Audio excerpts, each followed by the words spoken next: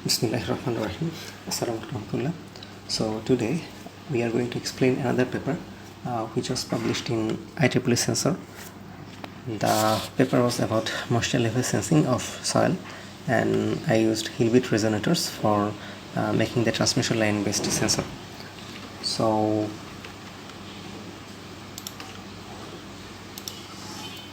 this paper is here.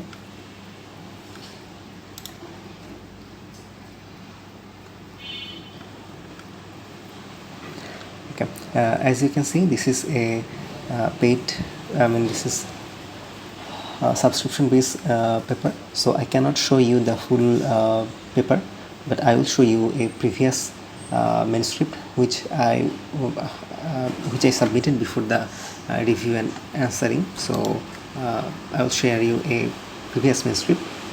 So there will be some difference between the final version and this version, so but I cannot show you the final version because of the license issue. So this is the version that I submitted in the beginning. So here you can see the structure of the metamaterial is here, the sensor. It's the Hilbert resonator. Why I use Hilbert resonator is I think I have explained the reason why we choose this type of resonator, mainly because for soil sensor we need a bigger surface, because every point of soil is different. Permittivity and permeability, or like dielectric properties, will be different for soil. Like if you have a clot of soil, it will have a different property from the just the another clot which is beside. So for soil moisture sensing, it is better to take a sensor structure which is a little bit bigger in area. Okay, and you should also get the area sensitive.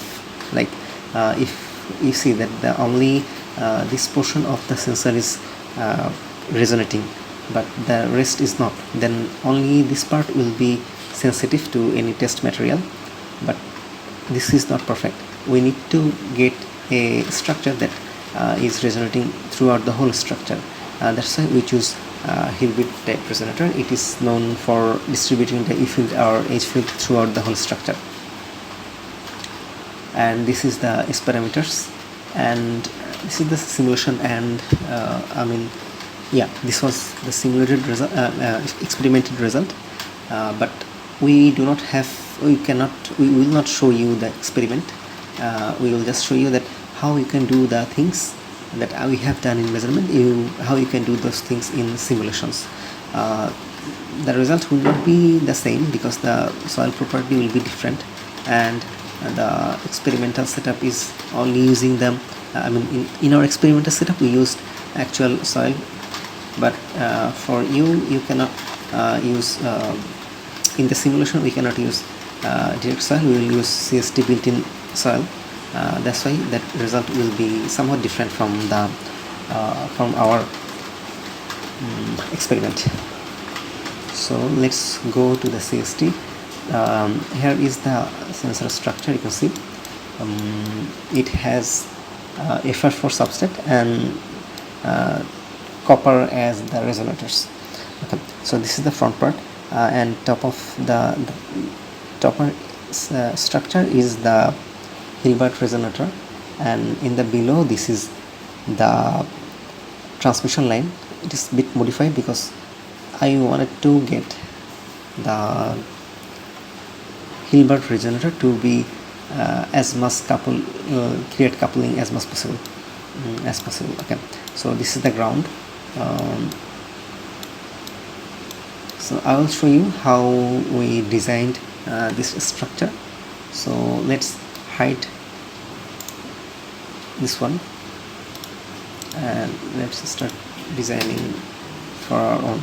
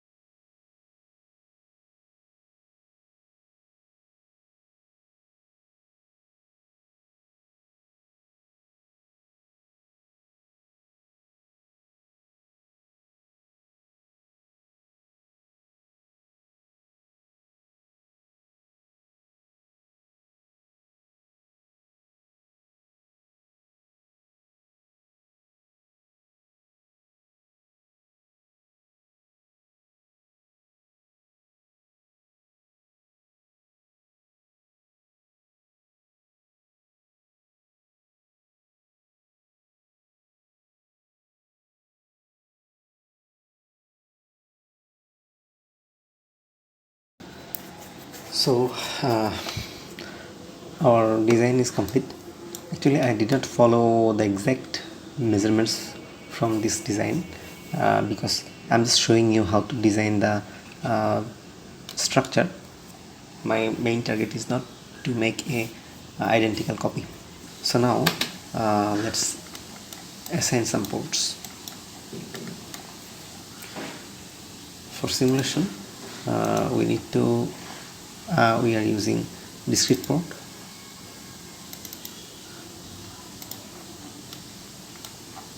So this will be the port 1, and now I'm making the port 2.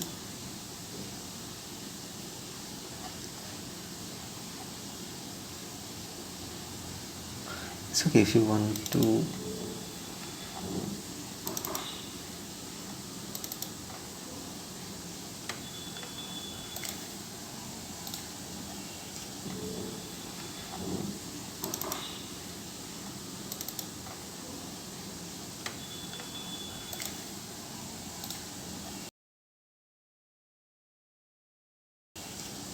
okay. So now we have our sensor ready. Now we don't need the first structure. You can delete this one.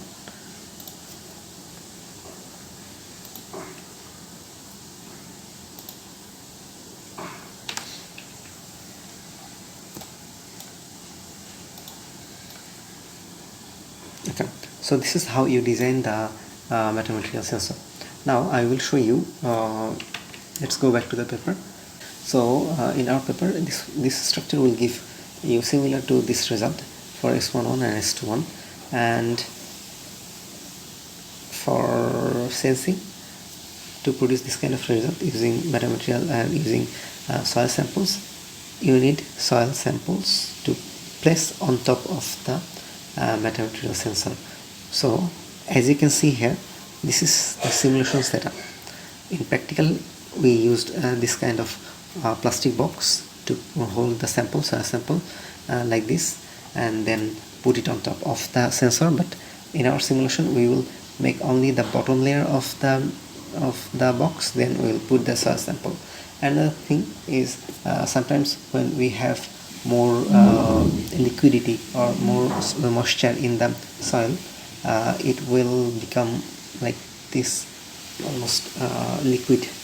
So it will create a conductive layer. That's why we do not put the soil sample directly on top of the metamaterial. We will use a plastic holder box, then we will put the soil sample. So to do that, we just create a layer of plastic.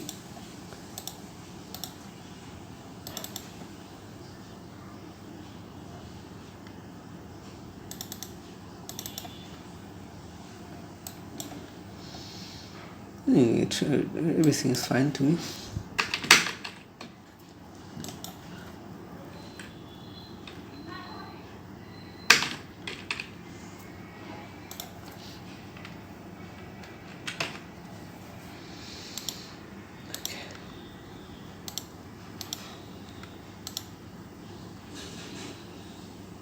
I actually created a plastic layer. You can use this one also. Maybe, let's see.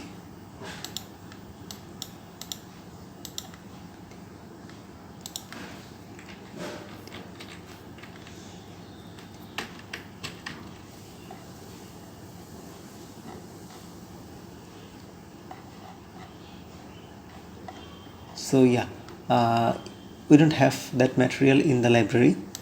I actually made this one. So if you see the material, this one is the one. So it is actually a new material we used. I collected the dielectric properties and then made the material from the scratch. So you can make your own material. So the material properties is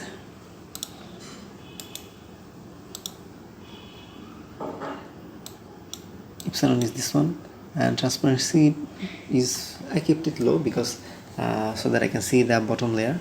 and the other values are I just didn't use them, only this one. Okay, so this is a custom made material it is actually the similar material to this box. Okay, now we will create the soil.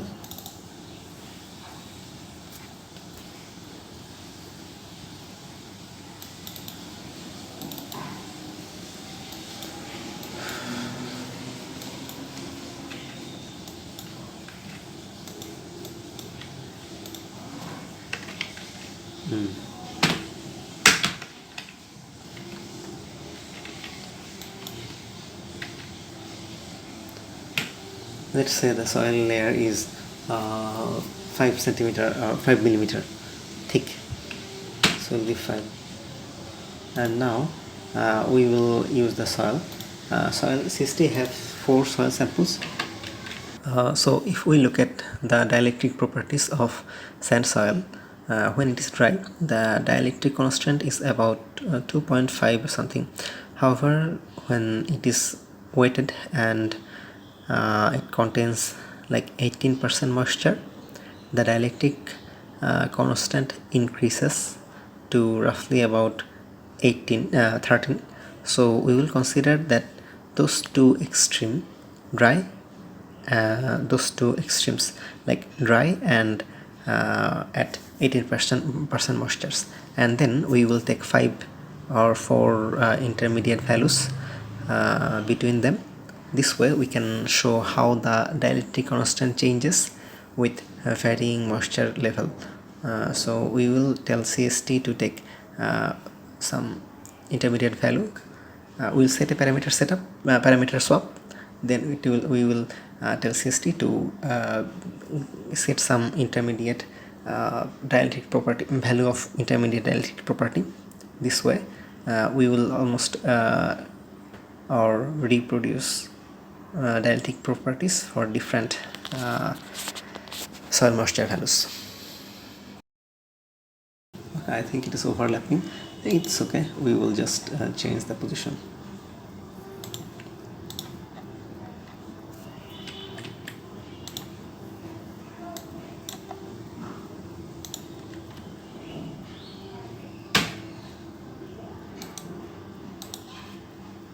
Okay, so now our sensing setup is ready. So now we need to control the moisturization. How we can do that? By you see that we changed up to 20%.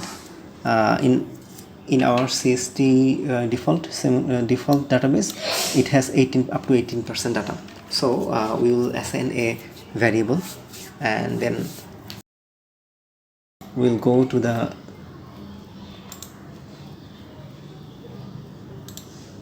material property, and we'll change this to moisture.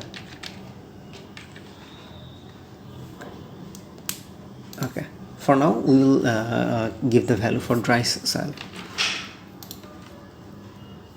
Okay, now we will go to the parameter swap and delete everything.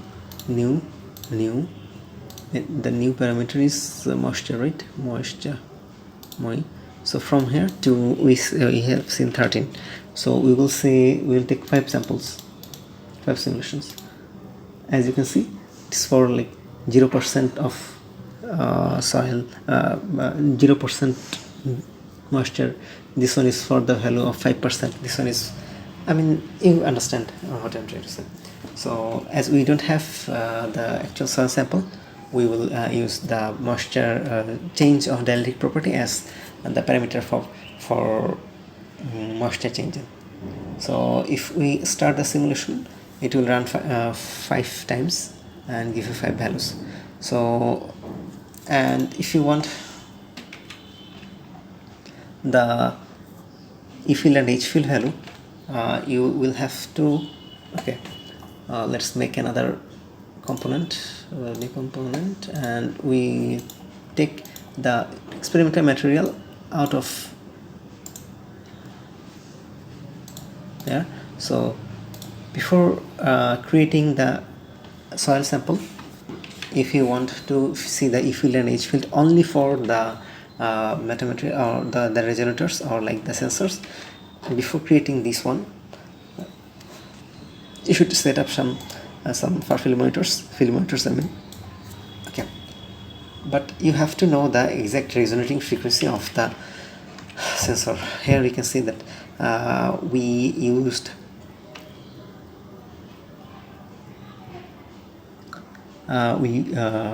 we have given the value for E field and H field at like 3 gigahertz. So as we know that the sensor was resonating at 3 gigahertz, but now we don't know in which frequency the sensor is resonating. So we have to simulate the structure once, then get the result. And if we see that the sensor is resonating at 3 gigahertz, then we will set a field monitor at that frequency. For you, I have already simulated the structure, and because the simulation will take very long time, that's why. So here is the structure, and this is when there was no sample, I created a new folder here and kept the values for when there was the sensor was just like this. So as you can see, the sensor is resonating at let's say 3 gigahertz. I mean what here 2.6. Okay, this structure is almost similar to this structure, as I have said that I didn't use exactly the same values which I was using in this paper. I'm just showing you how the structure was made. That's why the result is a bit different. So how you have to do, after seeing that the sensor is resonating at 2.6 gigahertz, let's go to the you should go to the far field here field monitor, and we will assign 2.67 for E field. Let's hit apply, then apply, then apply. So this one is for E field, this one is for H field, and this one is for surface current. That means this is A field, E field, and in this paper I didn't use H field because it's not necessary. As you can see in this paper, these two images was removed. This is not H field. This was a old photo of E field, and this one is the surface current. So now you can see that there are 3 field monitors for the desired frequency range. If we go home and start simulation, it will also give us the E field and H field result.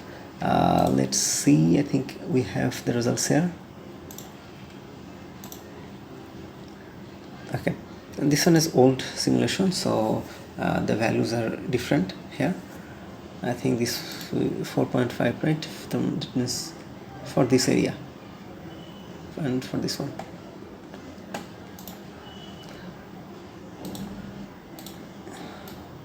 Okay,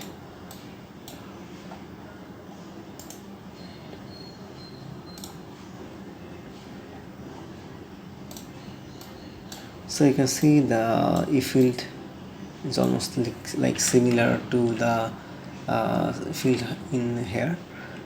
I mean, it will be different because the frequency is different, and surface current is here.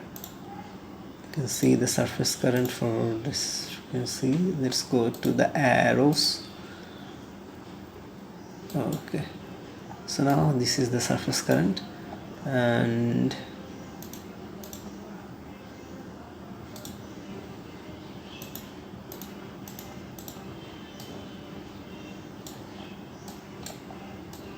if you want to get a better photo, then you should edit.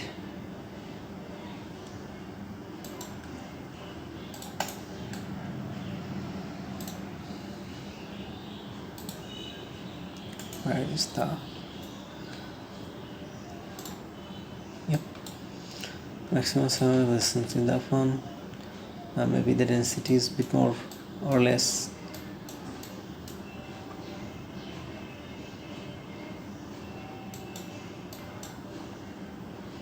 Something like this, which way it shows better for you, just use that one. Okay, and after then when you're done with E field and H field, you have placed the sensing layer on top of the sensor and run the parameter swap. The simulation will run 5 times.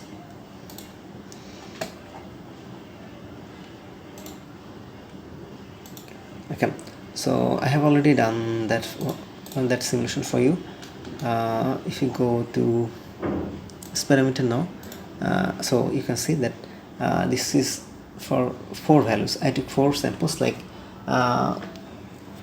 between 0% to 18%. I took 4 samples, so there is 4 graphs, and as you can see, the actually you should see S11 and S21 also. So here you can see that S21 is almost like a linear value, showing linear value. This one is the okay.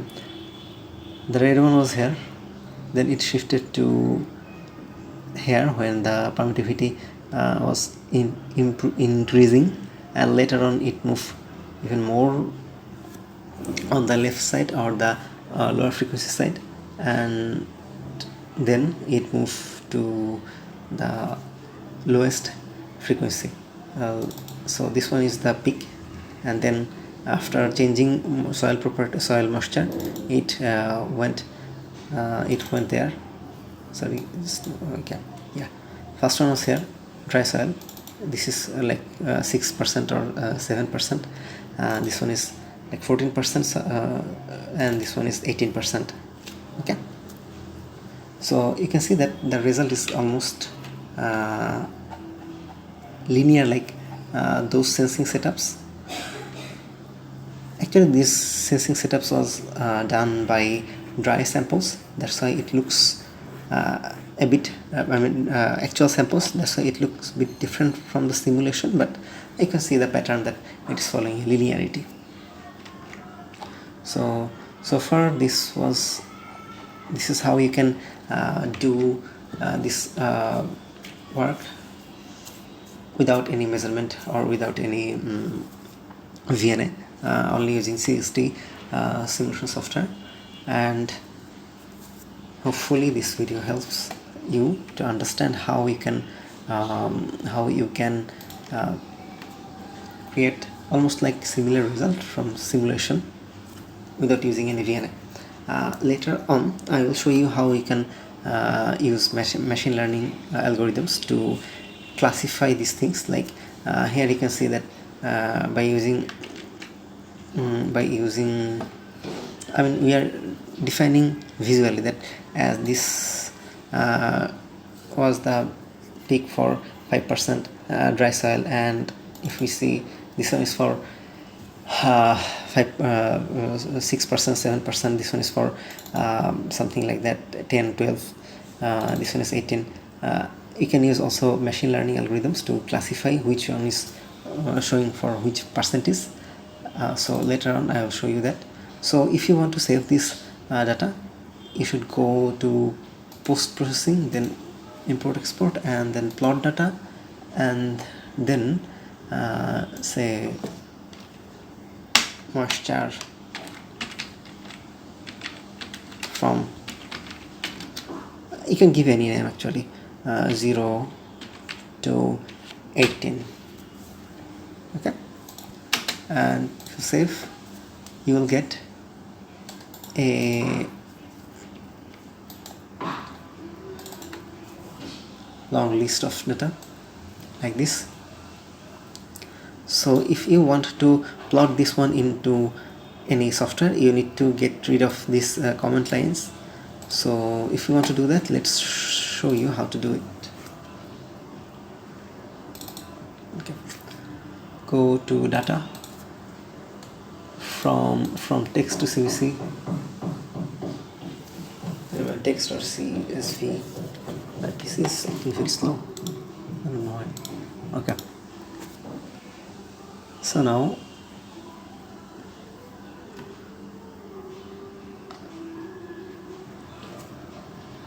here is the data, but it will be in one column. So let's say custom.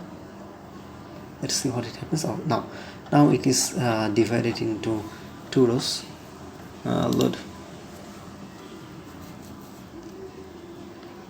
Okay, so now we don't need these 2 row.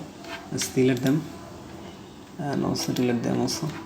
Let's go to the another one. Okay,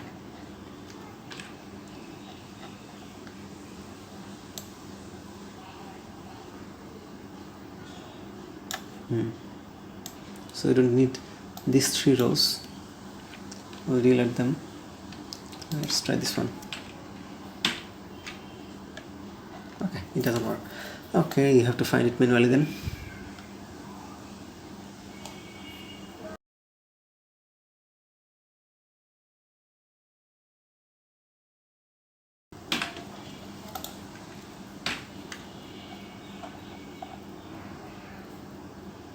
So now there is, I think, 4 groups of data, because I simulated 4 times.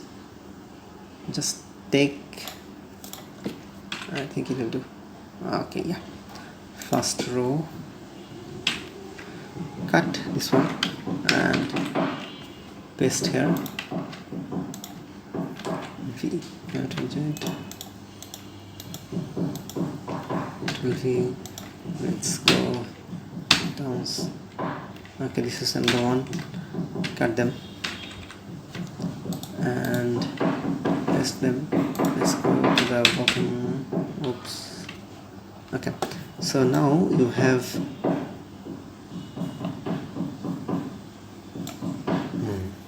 this is I was talking about. There was another letter.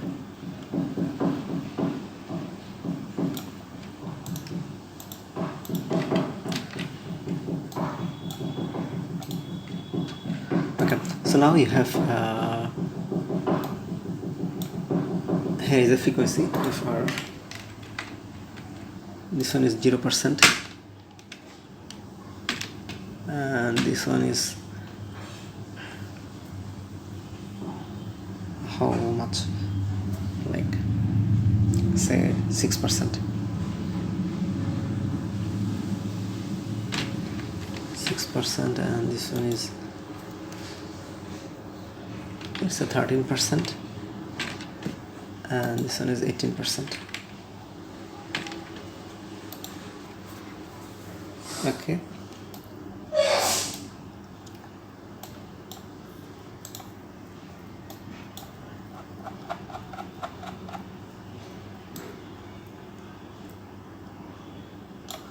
those are the leftover frequency data. We don't need them.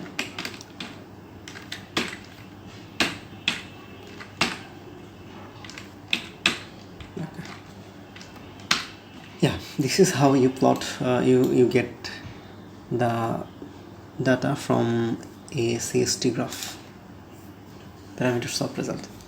Now you can plot them or do whatever you want to like. So now we have completed the simulation part, and in a later video I will show you how you can take